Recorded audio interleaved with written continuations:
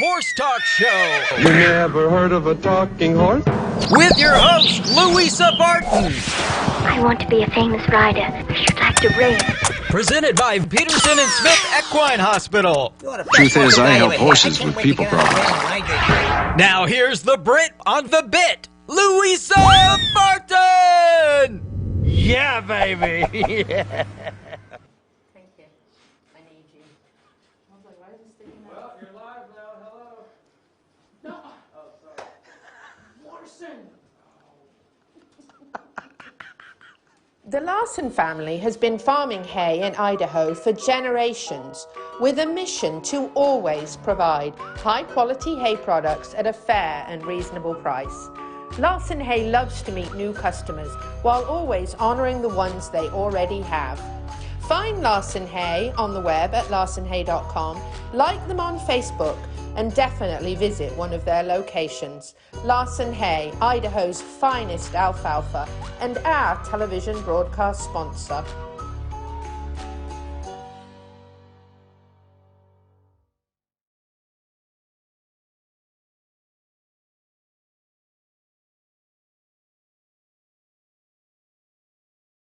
Hello, I'm Valerie Daly of Showcase Properties of Central Florida. Horses are the lifeblood of the horse capital of the world and enrich the lives of many. Our farm specialists are equine enthusiasts who are actively involved in our local equestrian community. If you're ready to discover Ocala, contact Showcase Properties of Central Florida to begin your unique real estate journey with one of our experienced agents today. Welcome to the Horse Talk Show, presented by Peterson and Smith Equine Hospital this hour. Thank you to Larson Farms, our broadcast sponsor, broadcasting from the horse capital of the world at the Showcase Properties Studios. I'm Louisa Barton. Hope you enjoyed the blooper at the beginning, where Ian didn't press the button and Gigi's butt was on the screen. And actually she was fixing my hair, which was sticking up. So if it's still sticking up, feel free to comment below the broadcast. If you're watching on social media, if you're not watching on Equus TV, you can always send us a funny email, we don't mind. I have a very special guest in the studio with me. I'm very, very pleased to introduce you to a good friend of mine, Jody Everton. One of those people that you meet and love just right away. You know, one of those people. Jody, thanks for being with us. Thank you so much for inviting me. It was a pleasure to be here. Jody is the other half of the team at Ocala Stirrups with Joe Alberti at Chestnuthill Arabians, where we were on Saturday. I'm going to share a little clip from there that I didn't even know Gigi took, but it kind of says it all. So let's watch it. Coming right up.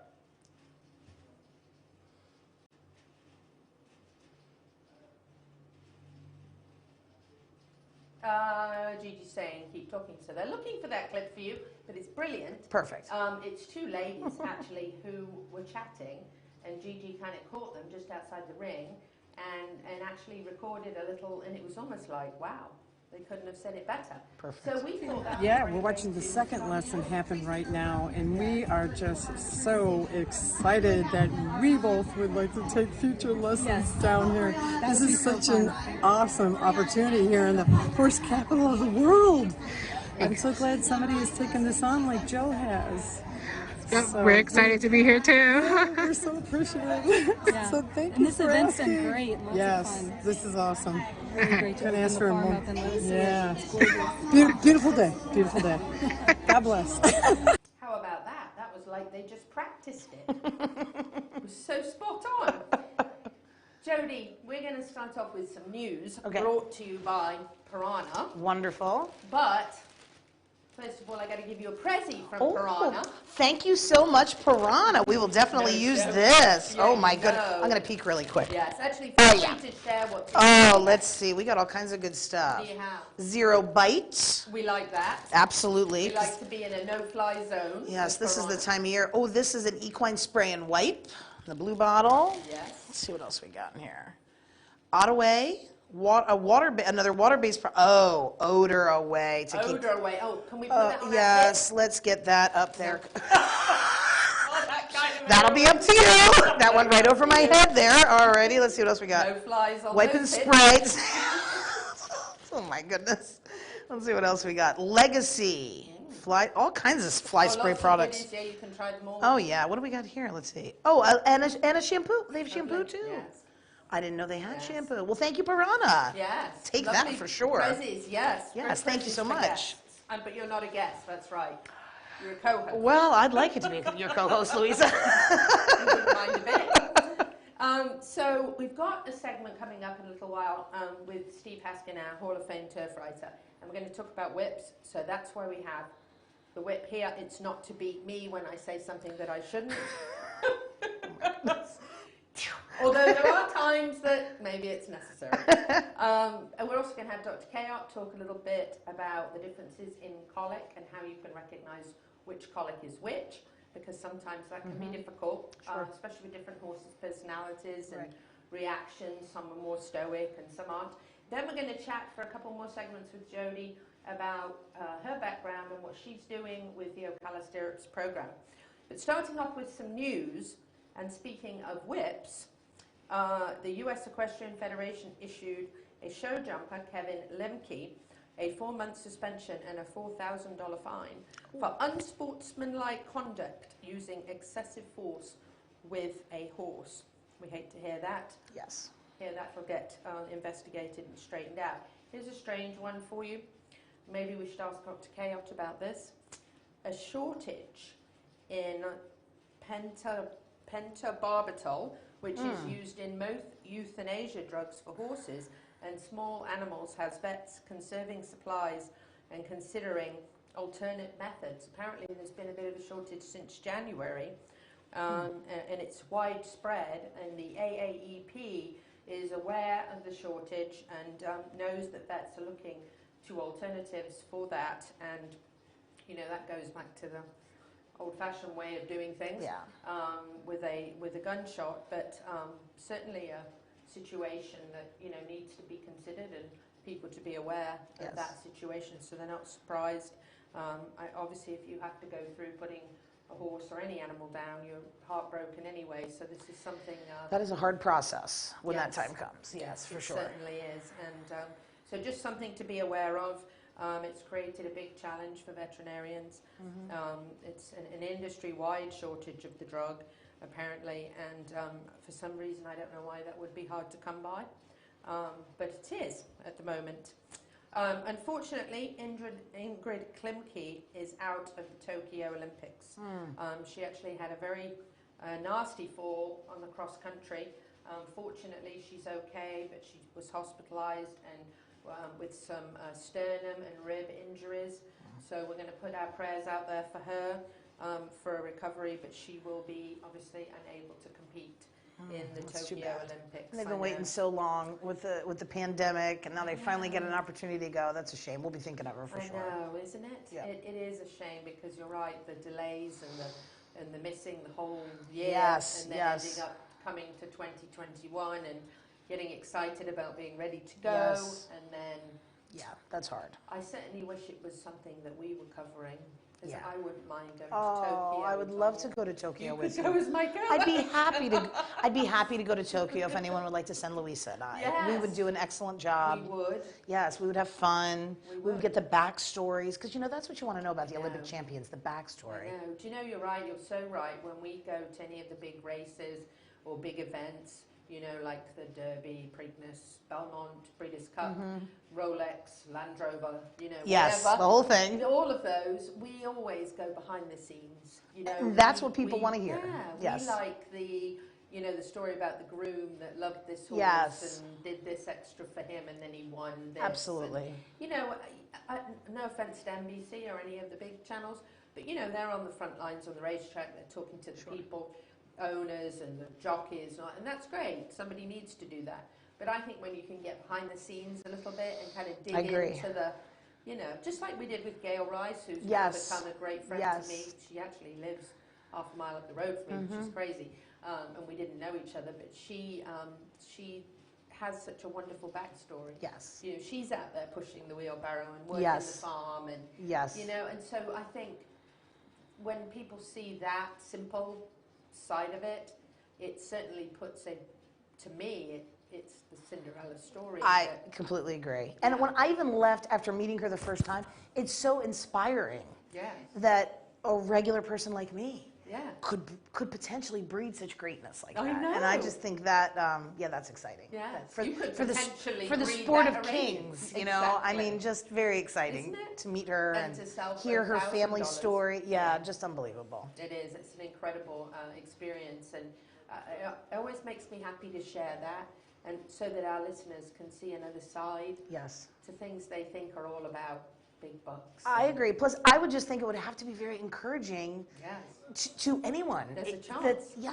There's a chance for me. I could be the winner of that. Exactly. You know, that's exciting. Gigi just gave us so that means we'll be back after the Horse Farms Forever video, which I love, commercial, and then we'll have Steve Haskin, our Hall of Fame writer. Stay with us. Louisa Barton for the Horse Talk Show. Be back in a minute.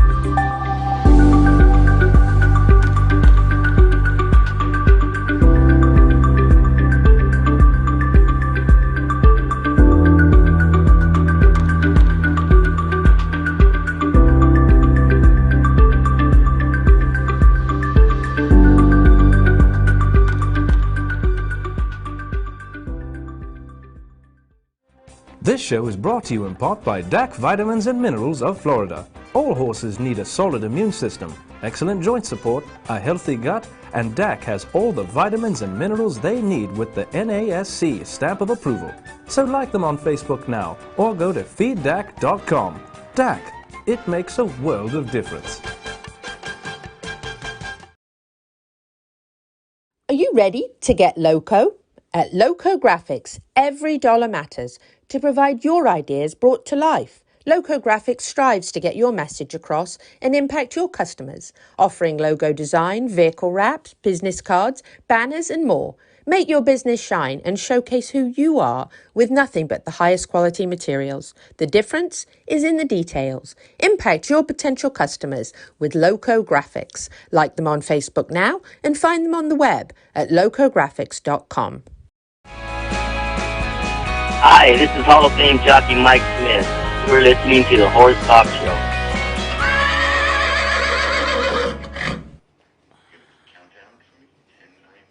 Back on the Horse Talk Show, presented by Peterson and Smith Equine Hospital. Thank you to Larson Farms, our broadcast sponsor. Broadcasting from the horse capital of the world in the Showcase Properties studio, I'm Louisa Barton, in here with my co-host and friend, Jody Everton, from the Ocala Stirrups program at Chestnuthill Arabians, and joining us by phone, my very favorite guest. That means you know who it is. Steve Haskin. He's our Hall of Fame turf writer. Steve, welcome back to the show. It's lovely to have you with us. Well, listen, you call me your favorite guest of all those incredible guests you have. I mean, you're leaving me speechless. I don't know what to say. You're never speechless. We have this wonderful whip. Actually, it's in a box. It's very nice. It's obviously from the Breeders' Cup. And the funny thing is, Gail Rice was in here the week before last, who bred Medina Spirit, and it's her son-in-law in the photo with the whip. It's Jose Ortiz. It's quite cool. Yeah, isn't that interesting? I have to tell her. I hope everything doesn't come crashing down for her and all the other little people. Me too. To the backstory of that horse. I know. That would be an absolute shame to. I know. Oh. Say that you bred a Kentucky Derby winner, and then a few weeks later you didn't. I know. I know. Oh, I so hope that's not the case. Me too. Oh. Me too. I feel like lots of horse people are pulling for that little horse. I know. Yeah. He ran such a great race. There's no doubt about that. He did. Listen, there's no way he did not deserve to win that race. No. It's an absolute shame. No. I understand the rules part, but I do too. what a shame it would be if they I know. took away from him. I wish the rules, if they have to put those sort of stringent rules, I wish they would only take the trainer down for a bit and let the horse stay, because unless it was obviously a performance-enhancing drug. But listen, if you can rub psoriasis cream into my head containing a bit of betamethasone and I can run a 5K, come on and rub it in. I'm just saying, you know. The funny thing is that of Baffert's 3 horses that ran at Pimlico, 2 of them ran up the track horribly, completely out of form. Yet he ran his race. He just wasn't quite good enough on that day. He had pressure the whole way, and he was coming off that tough race in the Derby. And, but he showed that he's a good horse and he deserved that Kentucky Derby win. Absolutely. Yeah, I agree. If you can run second in the Preakness, when the jockey on IRAD, the other jockey, rode both horses, I mean, he rode his horse and Medina Spirit the way he pushed him, and he still ran a game third in 2 weeks after running the biggest race of his life. Yeah. So he proved himself to me 100%. Absolutely. Now, if he had run dead last, I might have said, you know. But he didn't. He really tried, and he took the lead, and he ran in the lead, and he just got tired. You know, that was an exhausting race.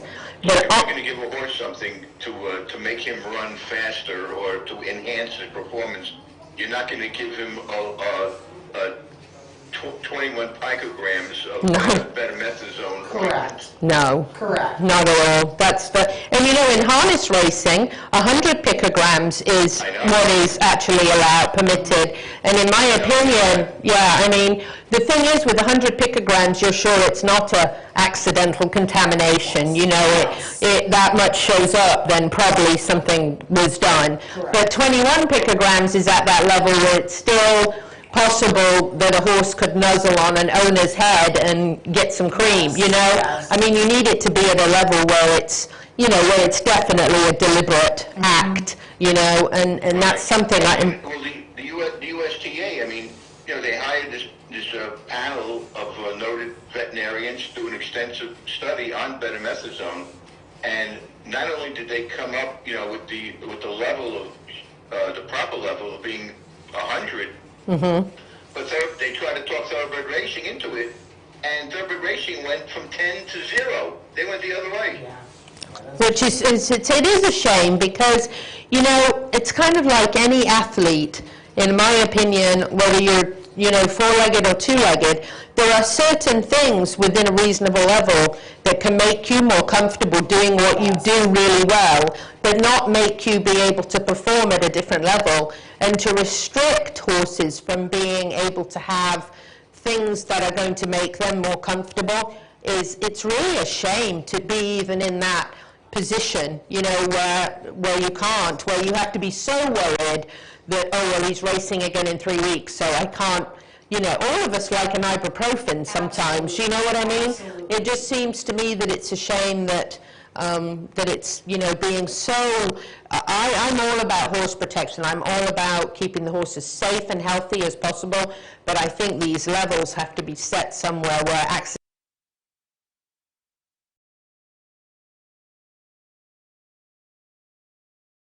It's a full on.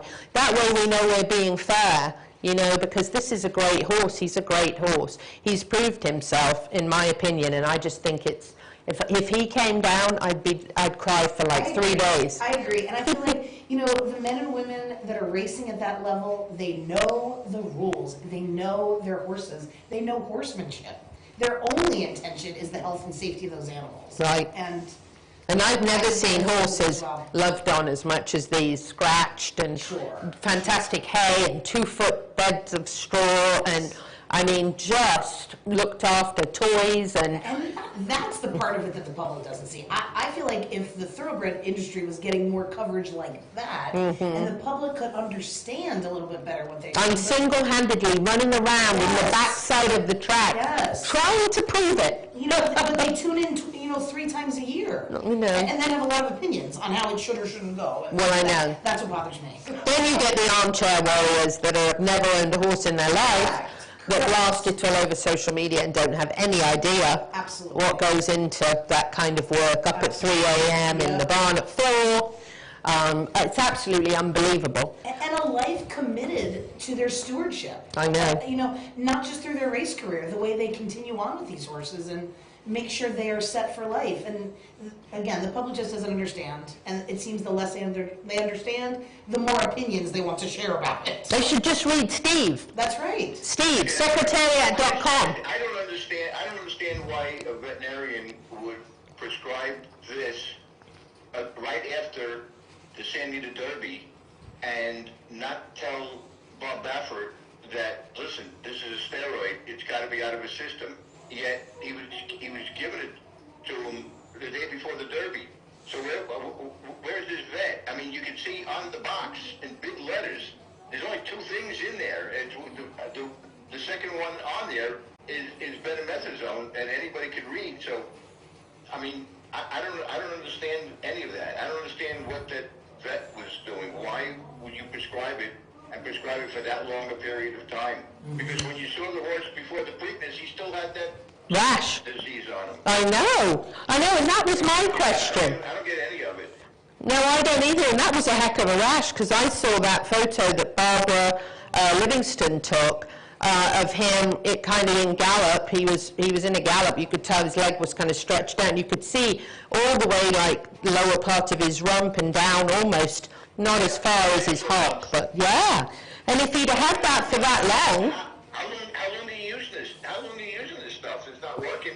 Yeah. Give it to him the day before the Derby. Not only that, but anything that's prescribed by a veterinarian is supposed to be submitted to the regulatory board. That's right. Let them know every medication that a horse is on that was been prescribed by a veterinarian. So where was this? Steve. Were they not told? Were they told and paid no attention to? I know. Gigi. There are things with this that I just don't understand. Gigi just. Bob having the previous positives. You know, he's got, as much as I love Bob, he's got to know what he's giving. I know. You're right. You vet.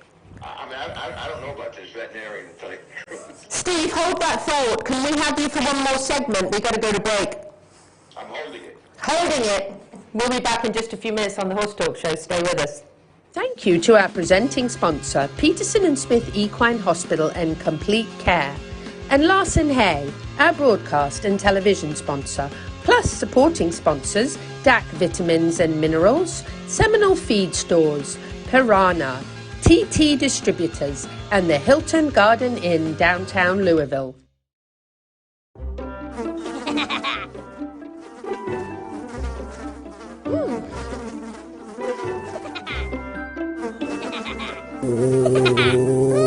Horses. Piranha! Oh no! Oh, the humanity!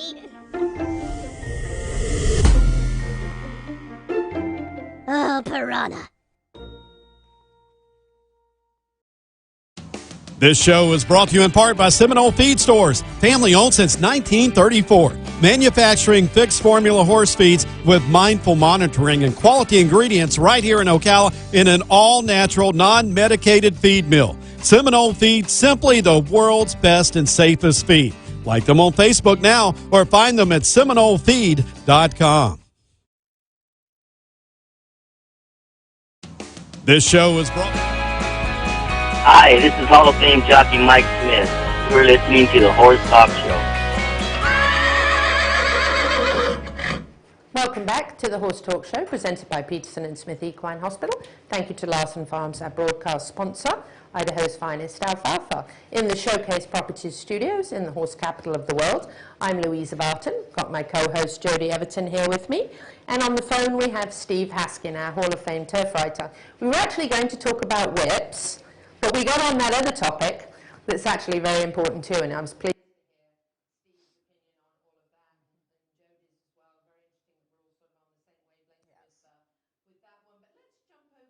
Whips and no naughty comments. Well, actually, if you want to make a naughty comment, you can. Well, when you say jump over to the whips, I mean, you know, you're inspiring a naughty comment, but I refrained. Yes, I know. Well, we'll run the disclaimer along the bottom, shall we, just in case. Let's talk about whips, Steve. What would you like to know about them? Well, I read your wonderful article that you wrote on secretariat.com, and I found it very interesting. And also, I had done a little bit of research on what they do in Britain. And it was quite interesting that your article mentioned that, which was interesting. But the whip, well, let me start by saying the optics are everything these days, because people are generally offended by a lot of things. And there are those people who are very anti-horse racing, period. So they are looking at horse racing and trying to find the negative. I've seen, as we mentioned, the other side of it. I've seen a very positive side of it, which, you know, and there's many people I know in the racing industry. Just to mention one, Mark Cassie and his team, just wonderful people that do everything right, that care about the horses. There are people who have never had a bad drug test or a bad incident. There are a lot of good people, and there are a lot of great horses that are very well looked after, and horses love to run. And if you don't believe that, watch a replay of a race where the jockey comes off, and the horse goes ahead and goes once, and maybe even tries to go again. He does not run back to the barn and try to, or stop and eat the grass. He runs because they love to run. So there's no doubt the horses love to run. They run in the wild when they don't even have to run. So that's not questionable. Where people come into this, obviously, all optics are important, especially on the world stage, things like the Derby and the Breeders' Cup, where everybody, even non-horse people, are plugged into it and have questions.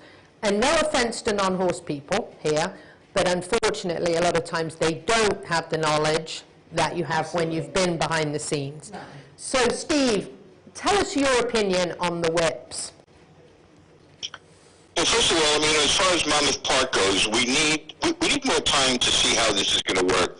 I mean, the Thoroughbred Daily News came out with a story saying, well, we saw how it worked over the weekend, and everything looked fine, so everything is good. So what happens is that all guys like Terry Meeks and John Velasquez, they're coming out and criticizing all the writings over this for people who are not giving it enough time. This was written three days of racing over a sloppy track. There was one trainer who said that if you didn't know anything about horse racing and you watched the races, you would think that they were fixed. Because you just don't know what's going to happen, because we don't know how the come from behind horses are going to handle not being whipped. We really don't know. You're going to have to watch more races to see what this looks like. Right now, Monmouth Park, the horses are being ridden by a lot of jockeys that nobody ever heard of. Listen, the extent of my horseback riding came at Sequoia National Park, so I can't say what it's like riding a horse in competition. But I have a tremendous amount of respect for John Velasquez, and if he says he will not ride at Monmouth Park, and Terry Meeks comes out and support the jockeys and other jockeys, I have to listen to them. Yes. Because what they're doing now is issuing rules that basically are subjective. Yes. I mean, who's to say what's an emergency?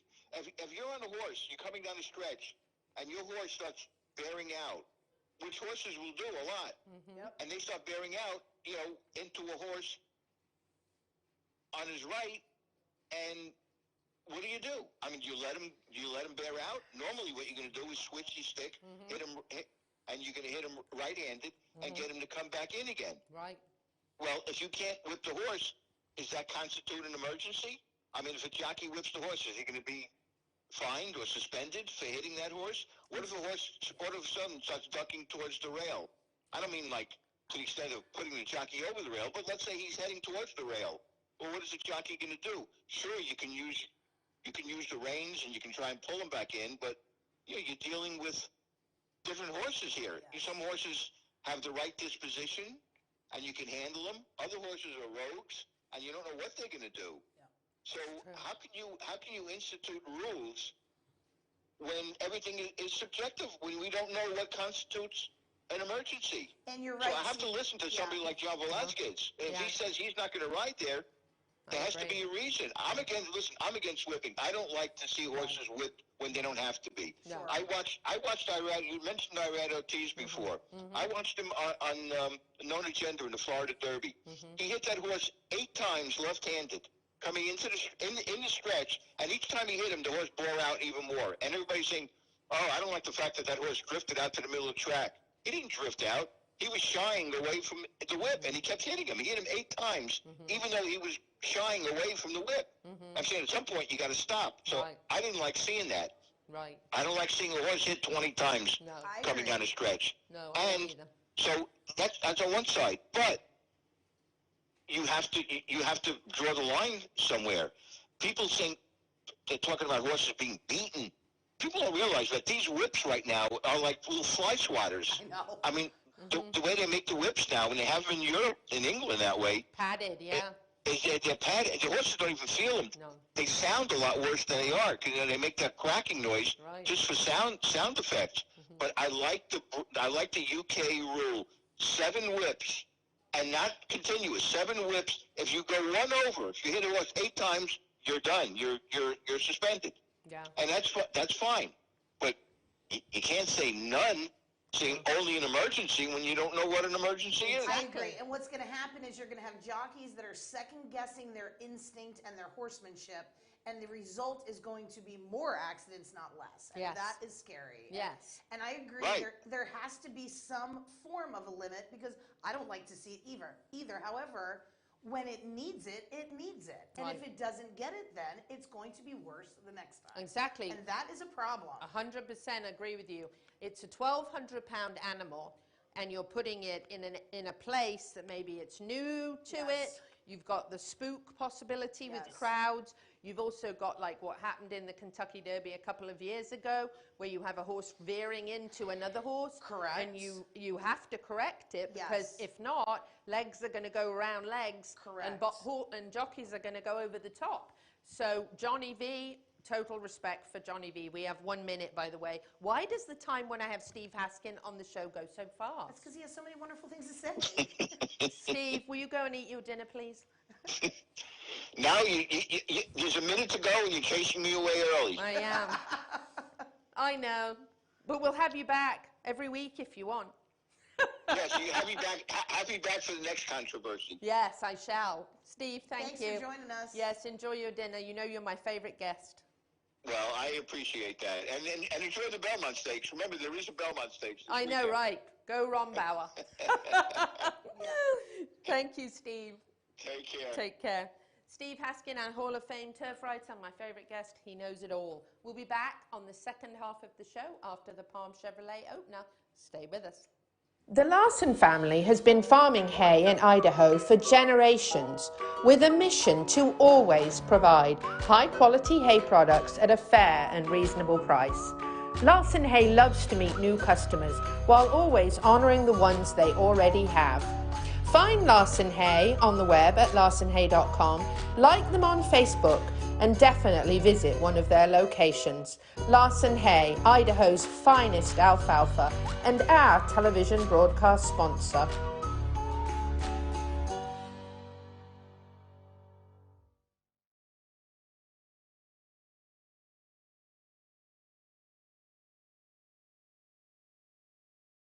Hello, I'm Valerie Daly at Showcase Properties of Central Florida.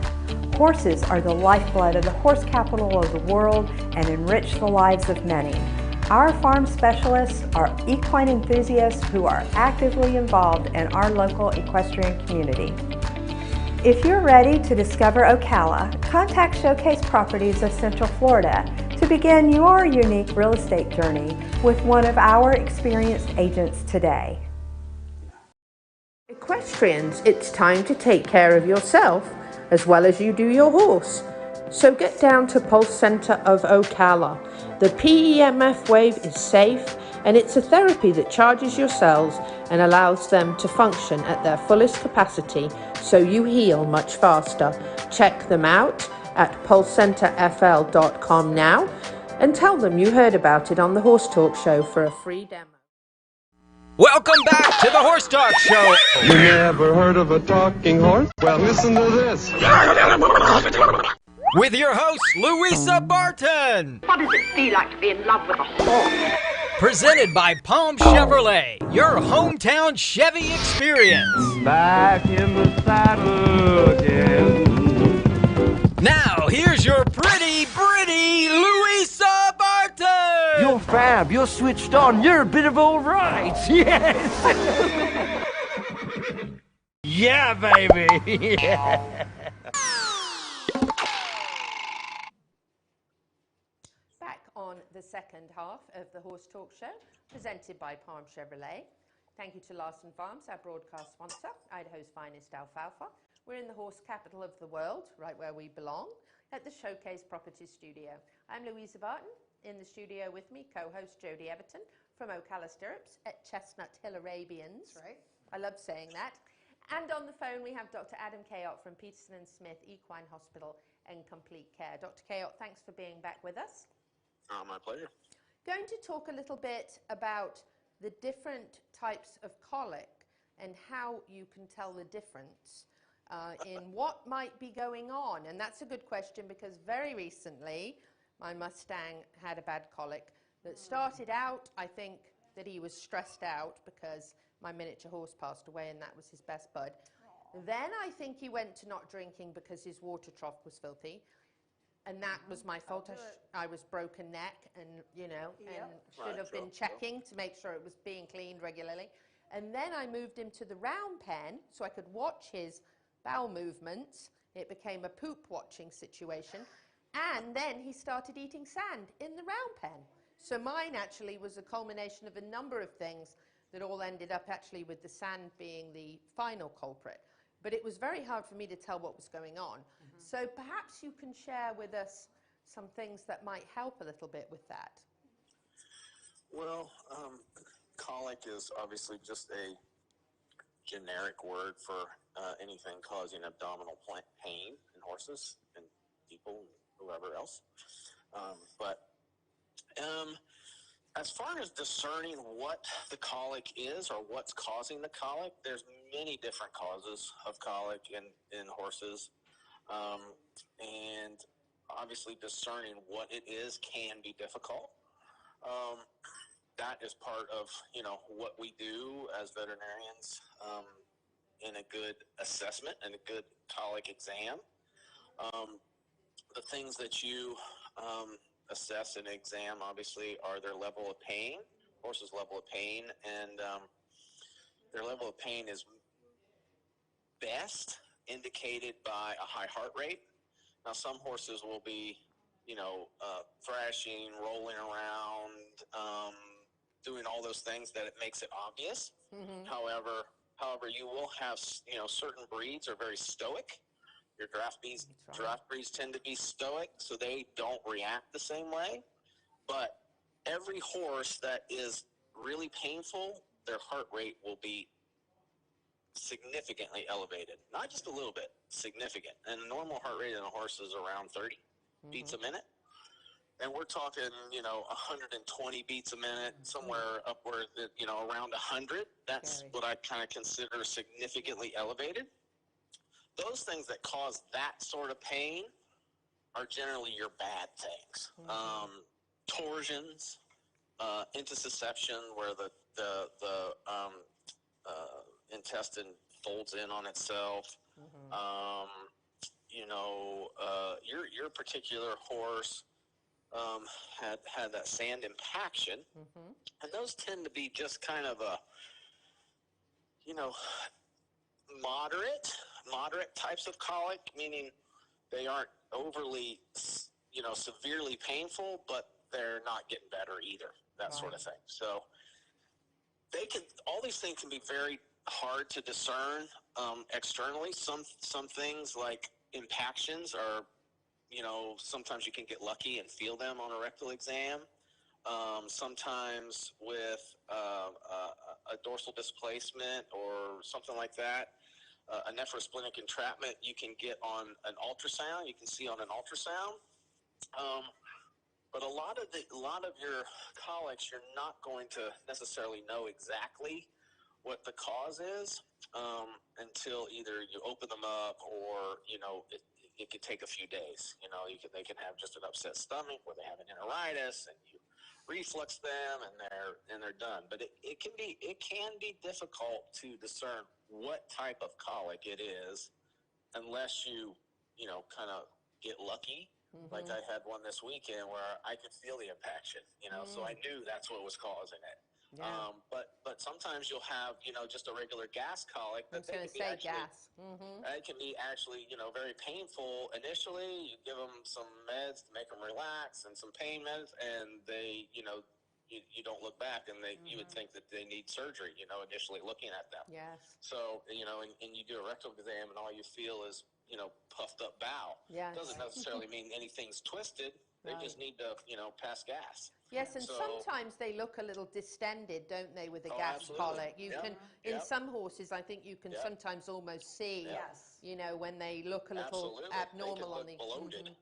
Some of them. I had a broodmare a few weeks ago when I was on call, and she was really bloated, and I was really worried that she might have to go to the hospital, and I was able to reflux her, and she did fine. So it's like you kind of sometimes you got to hide and watch and see what's going on, and if they don't get better, then you got to dig deeper. They're like kids; some overreact and some underreact. Absolutely, and some horses don't like pain, and they're kind of can be weenies, and then like I was saying earlier, you have these ones that are very stoic, and you wouldn't know about it. They'll just curl their lip, and and they'll just be standing there, and they're dying, and you wouldn't think it. So those are the ones that scare me. I know, right? Yeah, so those are the hard ones. Yeah. Right? Those are very hard. Yeah, you really have to know your horse to know. Yep. And you need your caretakers really on top of it. Yeah. That's right. That's right. Absolutely. And would you say, so this would be what I would probably tell somebody as a non-veterinarian, non-professional, but if a friend asked me, I would say if the vet has been and the vet has oiled the horse and given it Banamine, and you're not seeing any improvement, and potentially in a few hours the horse is worsening again, that's when I think it's time to go to the hospital, because I feel like after Banamine and oiling, you should at least see everything okay for about 7 or 8 hours, right? Yes. You bring a very good point. The number one indicator that this horse has something severe is response to pain management. Yes. So if you give them these meds and they last for 30 minutes and the horse is already back painful again, that's not a good sign. That's the number one indicator that this horse is probably going to need something more, more intervention. Yes. So that's kind of what we go by. Yeah, okay, we can give it. And if this horse maintains a pretty even field for 6, 7, 8, 12 hours, that's a good thing. That doesn't mean that they don't necessarily won't colic again after that point, because a lot of impactions will until that impaction passes. That can take 24, 48 hours. But if you can maintain their pain level or their pain management at home like that, that's good. But if you're going through drugs every 30 minutes, every hour, that's not that's not a good outcome without some deeper management. That's how I knew to take Flynn in, because the vet had come and done the oiling and done the Banamine, and 2.5 hours later he was terrible again. And that to me was like, no, it should have lasted longer. He should be comfortable for at least 7 or 8 hours, and then at least you can give a little bit more. But you can't give it to them every 30 minutes. Right. So if they're bad again, it's like, what do you do? But I was very impressed. I took Flynn, and man, they were ready. They had a response team ready and grabbed him and had him in there, and 1 minute left. They've done a few over the 20-some years. They've done a few. Dr. Cayot, we just got the 1 minute, and we got to wrap it up. That flew by too. But thank you so much for your comments. And did you know there was a shortness of euthanasia? I didn't. I did. We got a little blurb through our email, but luckily we are well stocked. You are well stocked. I should have known that about Peterson and Smith Equine Hospital. Thank you, Dr. Cayot. Have a lovely evening. You bet, my pleasure. Thank you. Bye-bye. Dr. Cayot with Peterson and Smith Equine Hospital and Complete Care, always very informative. We love having him on the show. One of these days, we're going to get him in the Showcase Properties studio. We'll be back in just a few minutes with Jody Everton and I. Stay with us. Thank you to our presenting sponsor, Palm Chevrolet, and our broadcast and television sponsor, Larson Hay, and also to our supporting sponsors, Equisafe, Nirvana Medical Spa, Showcase Properties of Central Florida, the Equine Performance and Innovative Center, and Summit Joint Performance. This hour of the Horse Talk Show is presented by Palm Chevrolet in Ocala, where the entire team is committed to making your experience in sales and services hassle-free and easier than ever, with no games or gimmicks. Come in and visit on Southwest College Road or online at palmchevrolet.com. A second-to-none experience with all the amenities. Palm Chevy. Find new roads. Nirvana, Ocala's premier medical spa, is leading the way in great skin with all the newest in treatment options, offering prejuvenation for younger clients and rejuvenation for all ages. Nirvana knows you want to look your very best, but we've all seen people with the telltale signs of too much work. We want you to look like you, just better, brighter and younger, with all the newest and best in technology and all in the most beautiful surroundings. Like Nirvana Medical Spa on Facebook and find them on the web at nirvanamedicalspa.com. Become a better, brighter and younger you. Hi, this is Hall of Fame jockey Mike Smith. You're listening to the Horse Talk Show.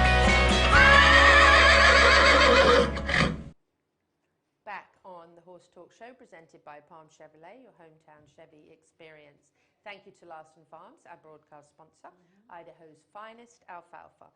We're in the Showcase Properties studio, have Jody Everton from Ocala Stirrups at Chestnuthill Arabians. I just love saying that.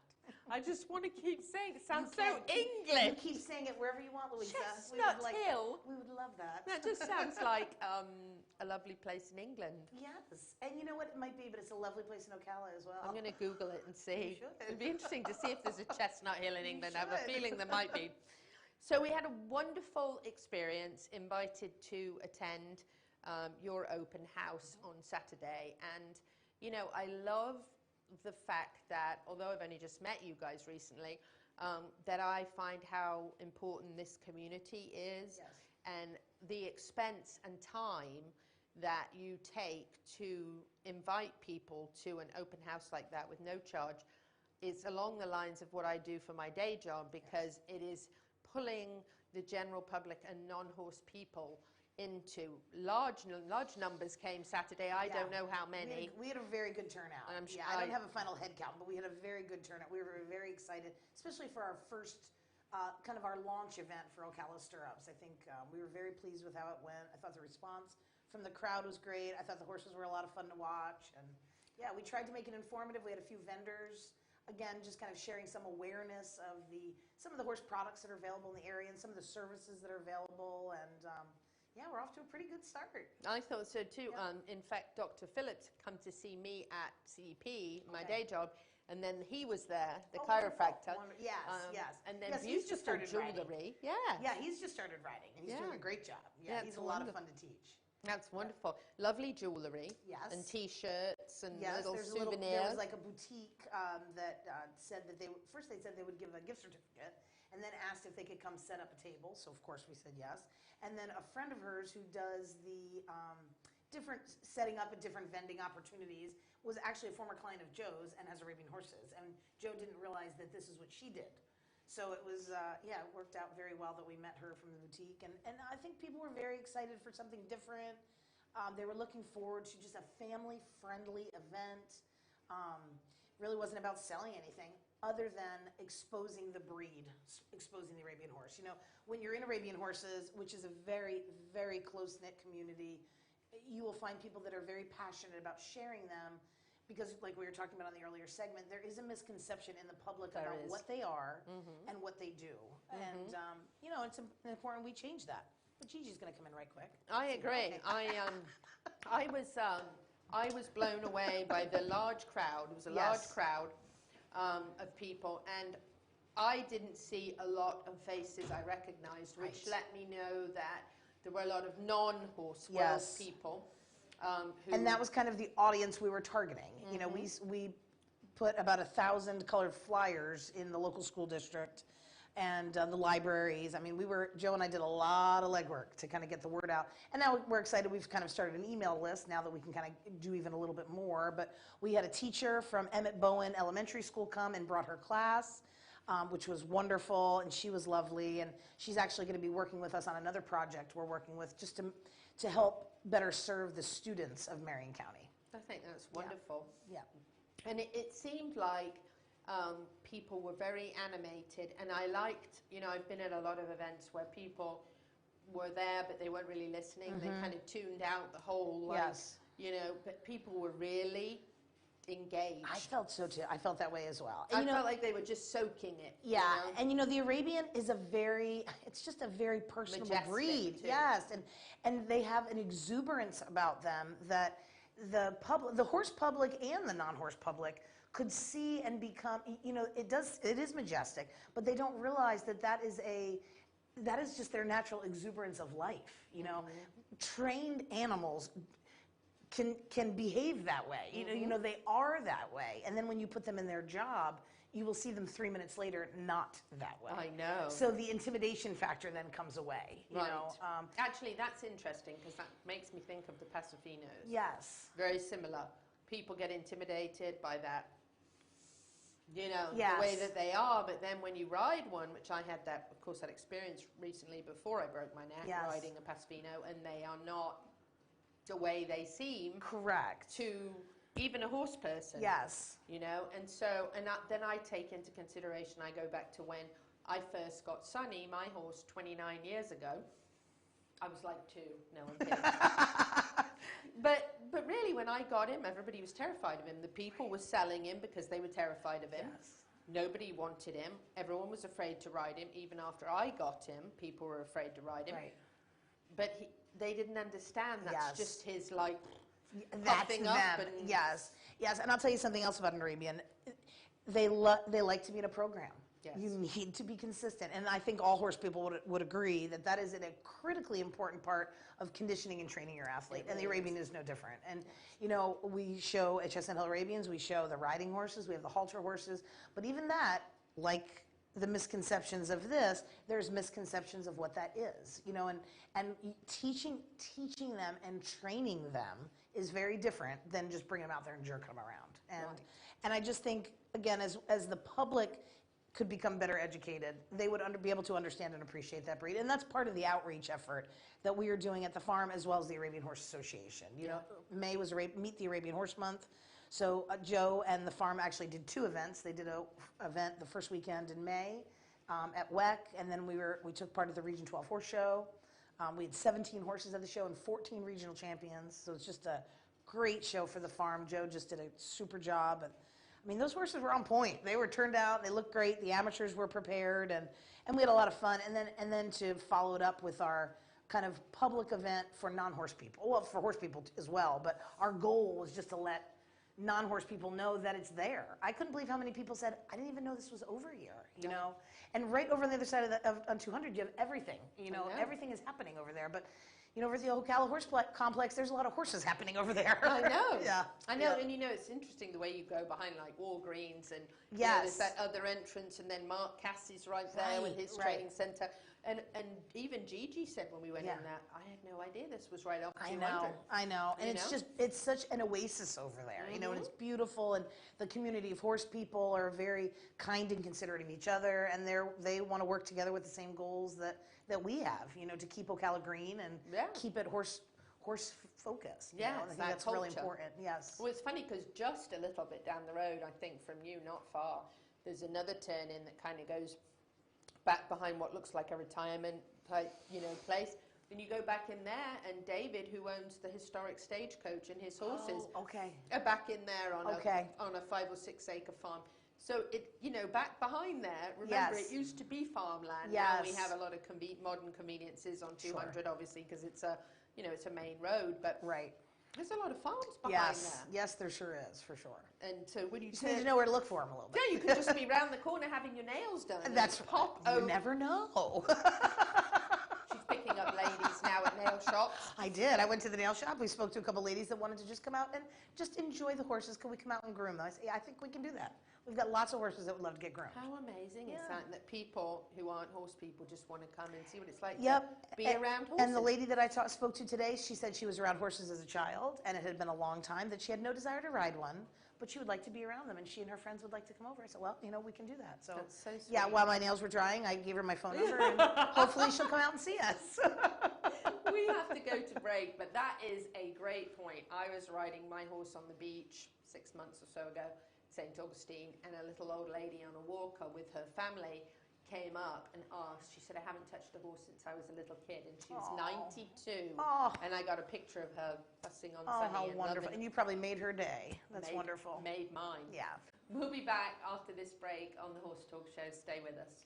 Thank you to our presenting sponsor, Palm Chevrolet, and our broadcast and television sponsor, Larson Hay, and also to our supporting sponsors, Equisafe, Nirvana Medical Spa, Showcase Properties of Central Florida, the Equine Performance and Innovative Center, and Summit Joint Performance.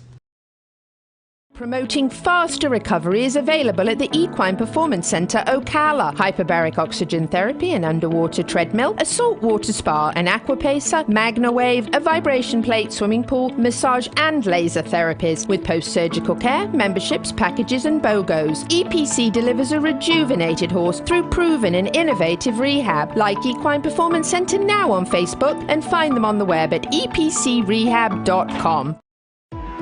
This show was brought to you in part by TT Distributors, dedicated to bringing their customers the largest selection of quality horse supplements, products, and farrier supplies in Florida at affordable prices. Also online at ttdistributors.com. Hi, this is Hall of Fame jockey Mike Smith. You're listening to the Horse Talk Show. Welcome back to the Horse Talk Show, presented by Palm Chevrolet, your hometown Chevy experience.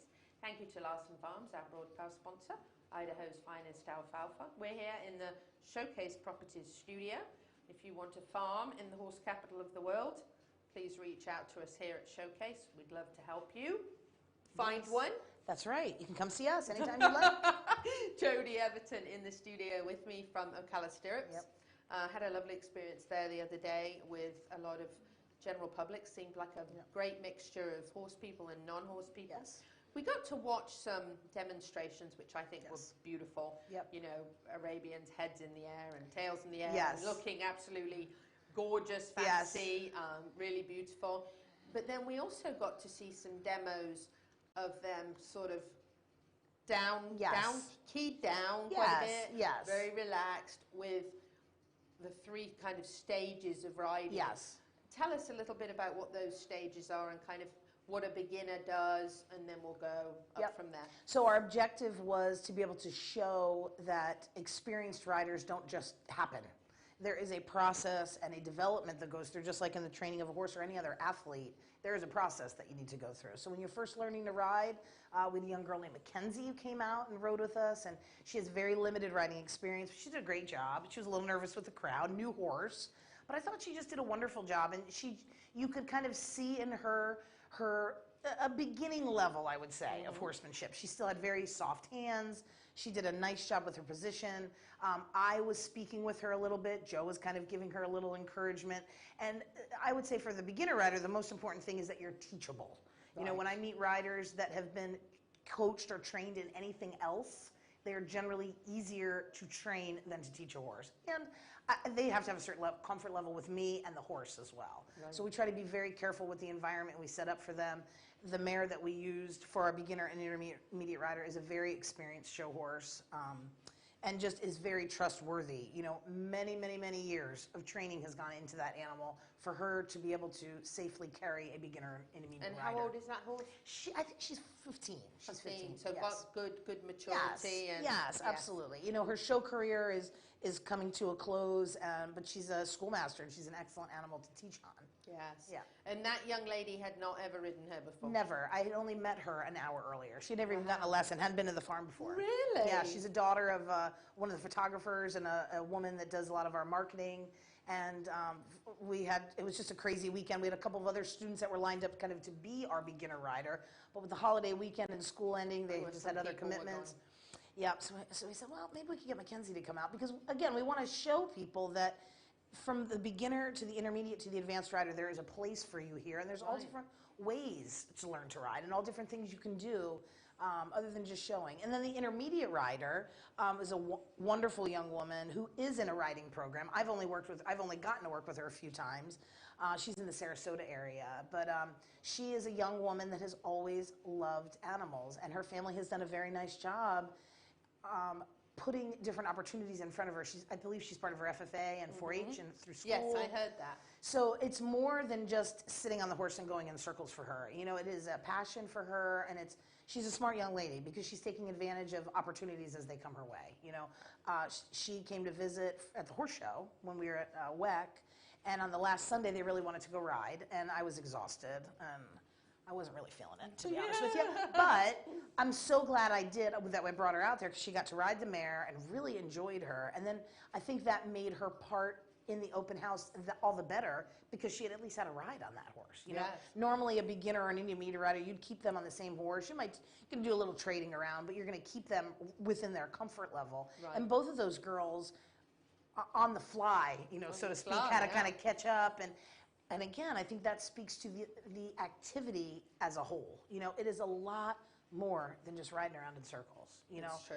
I remember, you know, my family, my mom and dad, my father's a horse trainer, and we owned a farm in New Jersey. But my grandparents, you know, they were part of suburbia. You know, with sidewalks and streetlights and stuff. And I remember I know my grandmother she would come to our state horse show every year, and she would always ask me, "What time does your race go off?" I'd say, "Grandma, it's not a race, and there's not a time. It's a horse show." Well, what time? I don't know what time. You just have to come. So yeah. So I thought that was funny. But to her, and to the public, a lot of people, "Oh, do you race?" No. And they say, "Oh, do you jump?" No, we don't do that either. But then what do? You just ride around? Yeah, we just ride around. We're just hanging out all day, riding around. You know, enjoying ourselves. Yeah. So that's exactly what we're doing. But you know, for us, you know, obviously we love the riding, but we love the breed. We love the uniqueness of the breed. The qualities that animal has, their ability to bond with their human partners. I met an older couple at WEC a couple weeks ago, and they were telling me that they had been visiting every weekend through the winter months when the hunter jumpers were in there. And the husband noted how quiet the barns were, that the horses were, you know, it was kind of a somber tone. So that was months that they were visiting with the hunter, just going to watch as spectators. And then they came to the Arabian show, and the wife pointed out, listen to how chatty all these horses are. And there is a lot of communication going on amongst the horses. And if you hang out at Chestnuthill Arabians, it sounds like they are just having their own life is going on. Their own little chatter. Yes, and we're just part of it. You know, we are their attendants, and they got their own thing going on, their own communication. And there was me thinking you were playing sound effects to make it all sound real on the show. I know, it's interesting, but I didn't really think about our breed as a whole being more communicative to each other. I didn't either until he mentioned that about the warm bloods, and I thought that was kind of interesting. You're actually so right, because when Elizabeth Pisonia was there and I came to Christmas ugly sweater Yes, party. yes, they told me And there were a lot of people there, and it was a lot of fun, and we were all having, you know, a drink and everything. And the horses were very chatty. And I thought at the time, oh, they're chatty because we're loud and we're dancing and having a few drinks and showing off our really ugly sweaters, you know. And so I thought that was why they were chatty. But now I think about it, when you and I talked by the big sign after the open house, everybody had left. Right. And they were still chatty. I never thought of the Arabian breed as chatty before. I know. Now, horse trainers don't love it. I'm not going to lie to you. Oh, I love it, though. I kind of like it, too. To me, that sound... I know. Listen, when I come out to feed my horses, Sonny always does it. Oh, it's that like I love. how I know my 35-year-old horse is okay. Oh, yeah, because I love that. he makes a lot of noise. Yep. You know, and I love that noise. Even in the dark, I can recognize his Yes, I know noise. exactly what you mean. And that is comforting. Yes, I love the horse chatter. For sure, me too. To me, it just makes it sound like you're in horse country. Absolutely. So it doesn't get much better than that. I agree. So then advanced rider, which was our advanced rider, is Colby. All four off the ground. Gigi got a photo of all four. Colby and her horse. She rides an Arabian stallion named Pharaoh.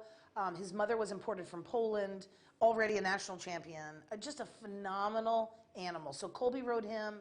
She showed him at the Scottsdale show for the very first time in February, and she earned a Scottsdale top 10 in the Select Hunter division, which is our division for our riders that are new to the Hunter Pleasure division.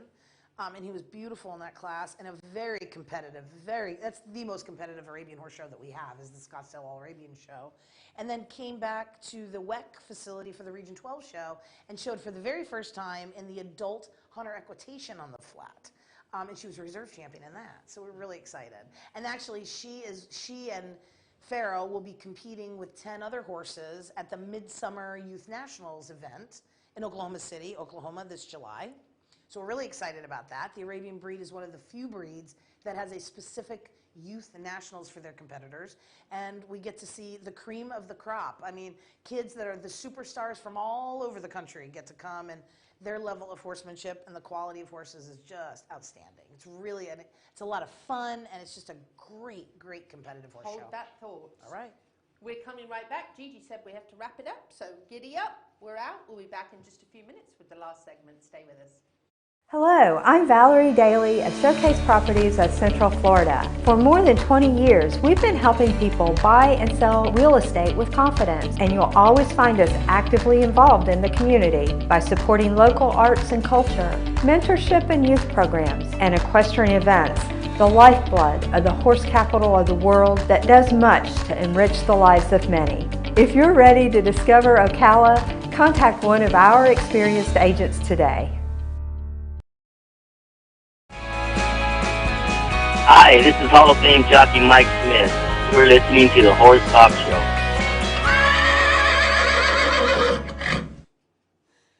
Back on the last segment of the Horse Talk Show presented by Palm Chevrolet, your hometown Chevy experience. Thank you to Larson Farms, our broadcast sponsor, Idaho's finest alfalfa.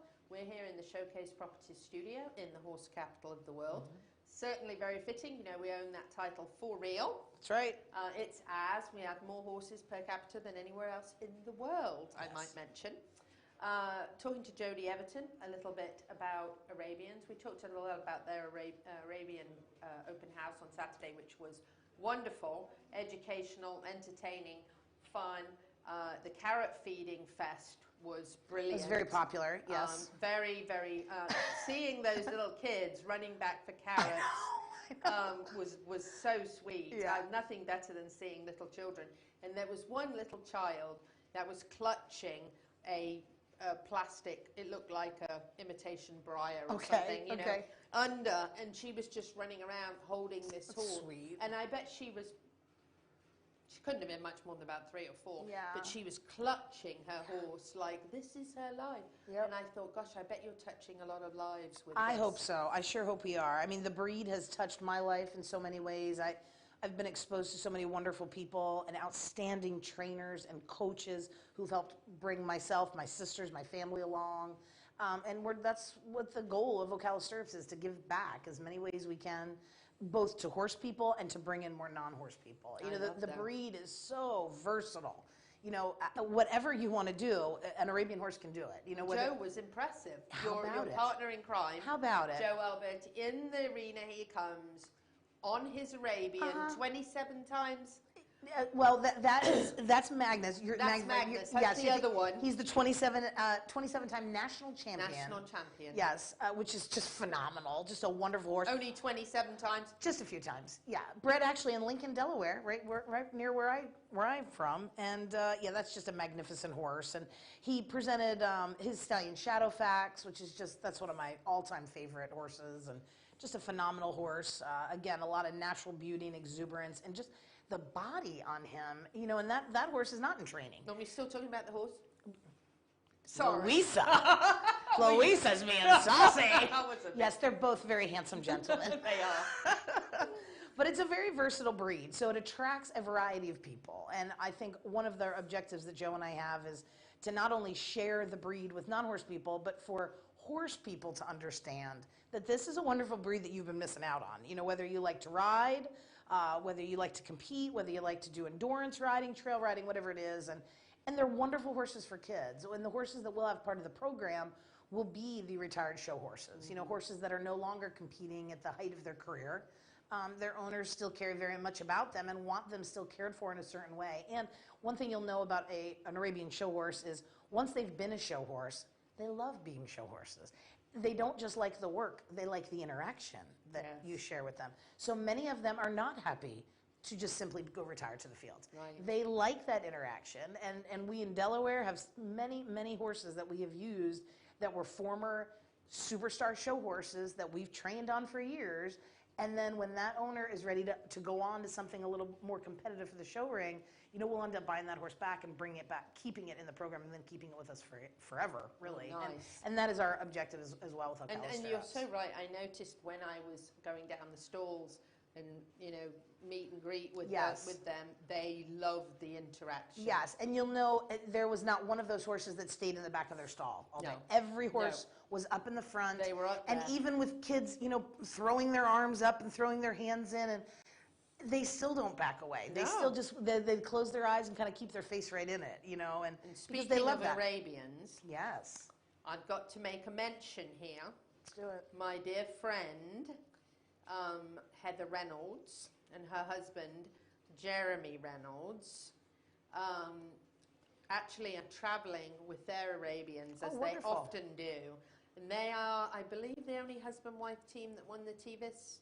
The Tevis Cup? Yes. Oh, wonderful. And they are, they have wonderful Arabians. Wow, and good for them. Yes, they actually took their horses over to compete, and they had one horse that had a spike to fever.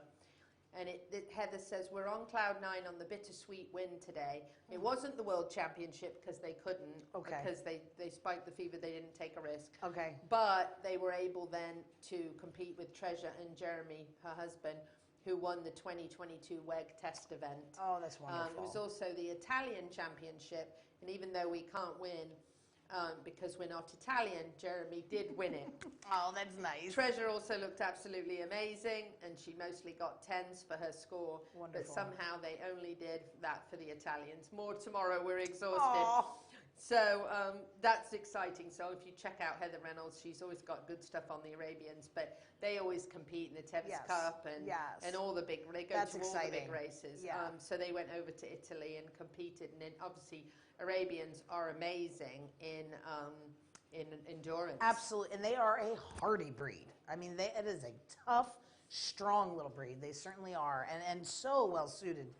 That's the one thing I've not done, is any kind of endurance riding. But I would love to. But I did meet a woman this morning, actually, that came and took a lesson that had lived, she said, in a former life with quarter horses. And she said she would take her quarter horse to the 25 milers. And she said, you know, the Arabians always won. But, you know, I rode my quarter horse. And that's the idea. Just go have some fun. Do things with your horse, you know. When I am permitted to ride again, I'm going to get my Mustang started under saddle. And I would like to try some of those 25 milers when we're both fit. Obviously, at the moment, I'm still on. Yeah, you're going to need to be careful for a minute. Restriction, yes. But anyway, congratulations, Jeremy Reynolds, and treasured moments. Yeah, good for you. That's great. Sorry you didn't get to compete where you wanted to, but at least you got to compete in Italy. Yes, So, and good for you for your horsemanship taking priority over everything else. They are amazing Yes, with their horses. yes. My daughter actually rode with them a little bit and went and used to do practice, shorter Wonderful. runs Yep. with them on their Yep. Arabians, and they are Yes. they're probably the best married couple in the world. That's wonderful. In endurance that ride Arabians. I don't think I've ever seen anyone win everything as much as they Yes. do. And well, So and they have a built-in support team. They do. That's wonderful. Good for them. they can put up with each other. Well, yeah. It sounds, I imagine the horses help a little bit with that. So you and Joe at Chestnuthill are now kind of going forward with trying to, as the open house accomplished, bring the community in, get really involved and plugged in, get the schools really involved, and get kids back into horses again. Most kids want to be anyway. Yes. Sometimes it's a financial situation. Correct. Sometimes it's just then they don't live somewhere where it's available readily. Or even transportation if both parents are working and things like that. So it would be lovely to see, as conveniently placed as you are. Yes, right off some 200. Of those, yeah, some of those things should be pretty easy. How can people find out more information, and where's the best place for them to look? Is it best to go to Chestnuthill Arabians on the web, or You can do that. You can go to Chestnuthill Arabians on Facebook or Ocala Stirrups on Facebook. You can certainly reach out to Joe or I directly. We would love to chat with you. And Joe and Rob have done just a great job with that farm. It's a beautiful farm. It's laid out well. They're meticulous about how the horses are handled. They're meticulous about the way the facility is kept. And these are the building blocks that you need if you are trying to create an educational program. Because our goal is to be modeling the type of behavior we are trying to teach. You can't teach in one way and then behave in another. So we are really working hard to, walk the talk we're trying to sell. And I think if you come and spend some time with the horses, if you're not sure, the way to find the answer out is to spend the time with the horses, because I think you will see it in them. You will see the relationships between the people and the animals are critically important, and that shows up in the success they've had competitively, for sure. Jody, you're amazing. I'm Thank glad you, to have Lisa. you as a friend. It's a pleasure. Thank you. I'm glad to know Jody and Joe and Rob. Great facility, Chestnuthill Arabians. Check them out. We are wrapping it up. Whether you are in Ocala, the horse capital of the world, or not, happy horsing around until the same time next week. Thank you.